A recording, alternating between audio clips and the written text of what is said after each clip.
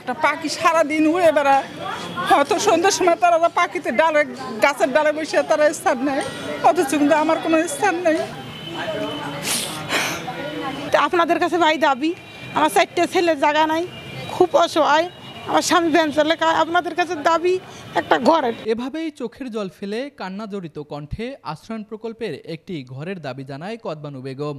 Van চালক স্বামীর নেই কোনো ভিটেমাটি, তাই তো 4 সন্তানের জননী কদবানু একটি স্থায়ী ঠিকানার আশায় এসেছেন রংপুর জেলা প্রশাসকের কাছে। মনে করেন 1 বছর থেকে 1 থেকে 2 বছর থেকে আমরা খুব দৌড়ে বানছি, খুব পরিশ্রম করে বানছি। আমাদের খালি লোভা দেখায়, কয় তোমাদের নাম লিস্টি হয়েছে, পাস হয়েছে, চিন্তা করেন না, এরকম করি কবানছে। কইতে কইতে এখন দেখি পরের দিন দেখি ঘর বিতরণ শুরু হয়ে গেছে। পরে আর্মি গেল, র্যাব বাহিনী গেল, আমি ওদের কইলাম স্যার এই দিন এদের আমাদের তো কিছু নেই, আমাদের ঘর দেয় না। তাহলে হলো আমাদের বাড়ির পাশে সল্লার বিল, আমরাই হলো ঘরের অধিকার, আমাদের নেই, আমাদেরকে ঘর দেবে। ইয়াজুল মেম্বারের কাছে গেলাম যখন, তখন কয় যে হলো সব ইঞ্চে ভিড়ে পাইছে। ভাই আমি মূর্খ মানুষ, অতগুলো কর পাই না, অন্য অন্য নেতা খাতা পাইছে, আমরা হলো আমাদের অল্প করে দিছে, আমরা এখন তোমাকে কেমন করে দেই। আমাকে দিছে 5টা ঘর বা 10টা ঘর, ওমরা হলে বেশি বেশি করে নিছে। আমাকে 100 ঘর দেওয়ার কথা, আমাকে 100 ঘরের মধ্যে 10টা ঘর দিছে। বাকি গেলে ওরা ভাগ করি না, তারা বলে এই ইনসিপির দল বলে কাক কয়, এখানে তারা বলে ভাগ করে নিছে। হ্যাঁ, বিএমপি জামাত এলে বলে ভাগ করে নিছে। আমাদের ভাই কিচ্ছু নেই, আমাদের স্বামীর 1 শতক মাটি নেই, আমার স্বামী ভ্যান চলে খায়, আমার 4টে ছেলে। আপনার কাছে অনুরোধ, 1 বছর থেকে ভাই অনেক দিন থেকে ঘুরবে নাকি, আমাকে একটা ঘর দেয় না জানেন। কালকে উপজেলা যা সারাদিন কত করে আসছি, আজকে মনে করেন আমরা না খায় সারাদিন এরকম করে থাকি। সেনাবাহিনীর ওখানে গেছি, সেনাবাহিনী আপনাদের এখানে দেখে দিচ্ছি, ডিসি অফিস যান, এখানে যা কি করার আগে ওনারা যদি যেটা করে দিবে আমরা সেটাই করব। তো আপনাদের কাছে ভাই দাবি, আমার 4টে ছেলের জায়গা নাই, খুব অসহায়, আমার স্বামী ভ্যান চালে খায়, আপনাদের কাছে দাবি একটা ঘরের। শুধু কদবানু নয়, আশ্রয়ণ প্রকল্পের ঘরের আশায় তপ্ত রোদে খালি পায়ে হেঁটে রংপুর জেলা প্রশাসকের কার্যালয়ে এসেছেন হালিমা বেগম সহ আরও 40 জন। গতকাল একটি পচা কাঁঠালের কয়েকটি রওয়া খেয়েই আজ রংপুরে এসেছেন ভিক্ষা করে সংসার চালানো হালিমা। বয়সের ভারে নুয়ে পড়া হালিমা একটি সরকারি ঘরের জন্য আবেদন করেছেন চলতি বছরের মার্চে, কিন্তু এখনও পাননি পীরগাছা উপজেলার অন্নদানগরের সাল্লার বিলের আশ্রয়ণ প্রকল্পের ঘর। আমি ভিক করি খাই, যেটুক চাল পাই খায় আমি থাকি।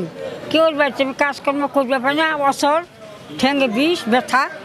আমি একটা ঘরের জন্য আমি একদিন ঢুকছিলাম, ঝড়ের বৃষ্টি ভিজিয়ে আমার কাপড় চোপড় নুতরে হয়ে গেছে। আমি ঘরে ঢুকছি, যাচ্ছে থাকি, আমি পরদিন বেড়ে যাব। আমাকে আউয়াল চকিদার আমার বাড়ি করে দিচ্ছে। এখন আমি ওইখানে মানসি বাড়িতে আমি আসি। আমি একটা আপনার অনুরোধ, আমি একটা ঘর চাই। আমি খায়া জানি না, খায়া প্রকৃত মতন ভাষা ঢুকিয়ে থাকতে পারি। একটা ঘরে আপনার কাছে অনুরোধ, একটা আমি ঘর চাই। প্রকৃত ভূমিহীন হয়ে আবেদন করে সকল প্রক্রিয়া সম্পন্ন করেও আশ্রয়ণ প্রকল্পের ঘর না পাওয়ায় জেলা প্রশাসকের দ্বারস্থ হয়েছেন ভুক্তভোগীরা। তাদের অভিযোগ, এনসিপি, বিএনপি ও জামায়াতের লোকেরা দখল করেছেন আশ্রয়ণ প্রকল্পের ঘর। ওই ইউনিয়নের 4 নং ওয়ার্ড সদস্য রিয়াজুল টাকার বিনিময়ে ঘর দিয়েছে বলেও অভিযোগ করে ভুক্তভোগীরা। আমরা ভূমিহীন ঘর পাই না, অসহায়, আম করে ঘর দেয় নাই, টাকা পয়সা দিতে ঘর দেয় নাই। 4 নম্বর ইউনিয়ন মেম্বার রিয়াজুলে চাইছে 10,000 টাকা চাইছে, দিতে পারি নাই, আমার ঘর দেয় নাই। আমি মাসুদ মেম্বারকে একে 3বার কাগজ দিছি, আজকে 6-7 মাস ধরে ঘুরতেছি তার পিছনে, অথচ কিন্তু সে আমার কাছ পর্যন্ত ঘর দিল না। তাকে আমি বলছি যে আমি যে আপনার কাগজপত্র দিলাম, অথচ আমার কাগজ তালিকায় আছে, বা কলেজে মিটিং হয়েছিল, মিটিংও আমার নাম ধরে ডাকছে, তাহলে আমার এখন ঘর পাওয়া হইল না কেন? কয় আমার ঘর দেওয়ার মতন ক্ষমতা নেই, আপনারা ইউনিয়ন পরিষদে যান, ওখানে যা ঘরের আবেদন দাবি করেন। তাইলে যারা জাগর বাড়ি আছে, ঘর আছে, 2-4 শতক মাটি আছে, তারা ঘর বলে, আর আমার কিছু নেই। একটা পাখি সারাদিন উড়ে বেড়ায়, হয়তো সন্ধ্যার সময় তারা পাখিতে ডালে গাছের ডালে বসে তারা স্থান নেয়, অথচ কিন্তু আমার কোনো স্থান নেই।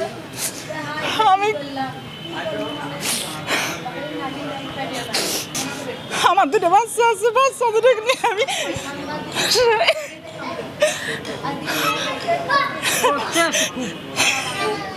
আজকে 6-7টা মাস ধরে আমি ঘোরাঘুরি করতেছি, কিন্তু অথচ আমি একটা আজ পর্যন্ত ভূমিহীন ঘর পেলাম না। আমার বাবা মারও কিছু নাই, আমার শ্বশুরেরও কিছু নেই, আমার স্বামী প্রতিবন্ধী। আমার মা 2 শতক মাটি, সেইখানে একটা ঘর আছে আমার মার কাছে আমি থাকি। আমার মা 12 বার করে খায়, কাজকাম করে খায়, তার কাছে আমি থাকি। এখন আমি মেম্বারে দিছি, কাগজপাতি দিছি, সেটা আমার নাম কাটিয়া অন্য এক বসায় দিছে, কয় তোমার নাম এখানে নাই। পরে ফির আমার নাম আমি সিটে দেখছি বলে যে আমার নাম নাই, মানে আমার ঘর কই, আমার ঘর দেন, আমার ঘর আমি প্রাপ্ত, আমার কিছু নাম ভূমিহীন, অরিজিনাল ভূমিহীন আমি, আমার ঘর দেন।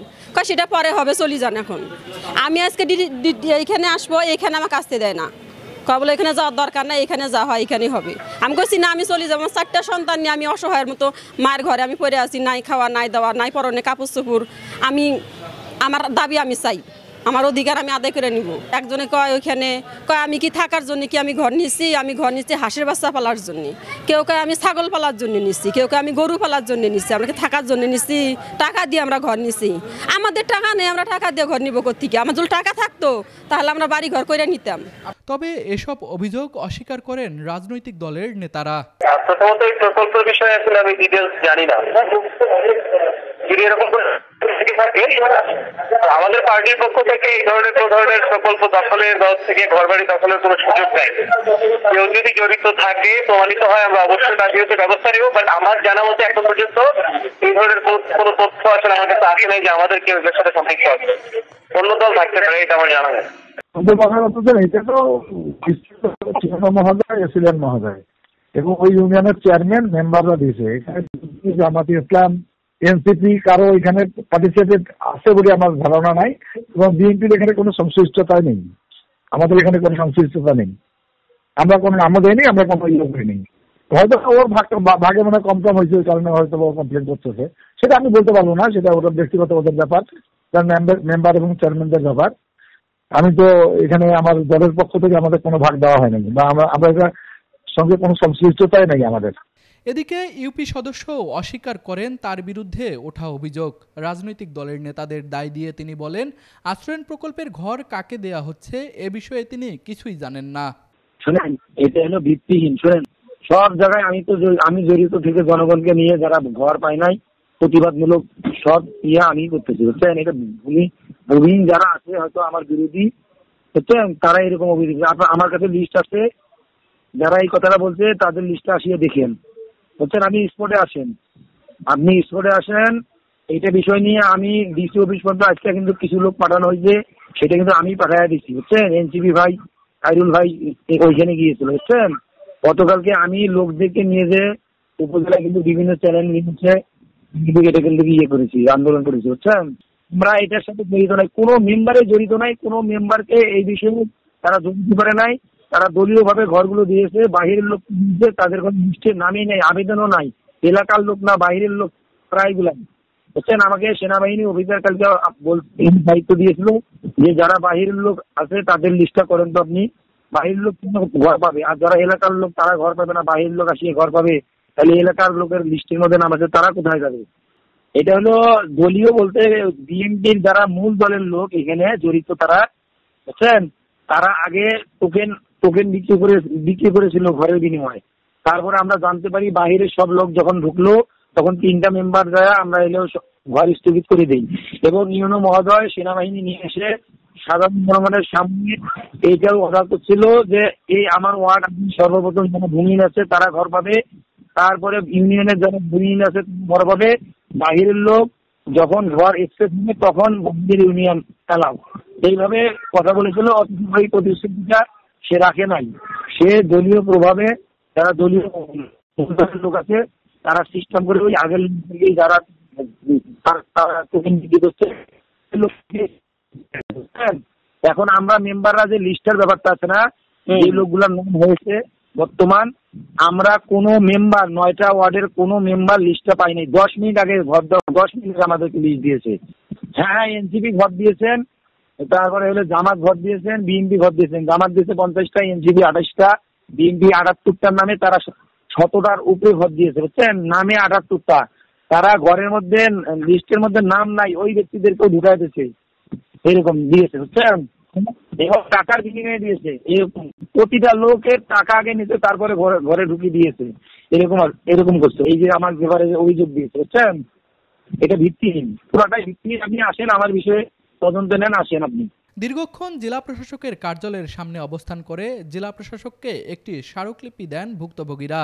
এ ঘটনায় জেলা প্রশাসক বলছেন, তদন্ত করে প্রয়োজনীয় ব্যবস্থা গ্রহণ করা হবে। পীরগাছা উপজেলার সাল্লারবিল আশ্রয়ণ প্রকল্পের যে ঘর বরাদ্দগুলো যেগুলো দেওয়া হয়েছে আশ্রয়ণ প্রকল্পে, সেটার ব্যাপারে আমরা একটা স্মারকলিপি পেয়েছি ভূমিহীনদের কাছ থেকে, যে তারা আমাদেরকে বলছেন যে এই প্রকল্পে যাদেরকে ঘর দেওয়া হচ্ছে তাদের বেশি অনেকের ক্ষেত্রে অনেকের জমি আছে যারা ভূমিহীন না।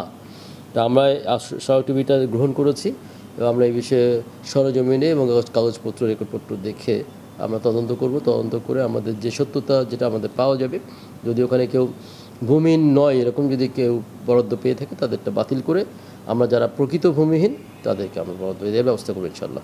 দিন শেষে প্রশ্ন থেকেই যায়, কদবানু ও হালিমা বেগমরা যদি আশ্রয়ণ প্রকল্পের ঘর না পায় তাহলে কার জন্য এই আশ্রয়ণ প্রকল্প?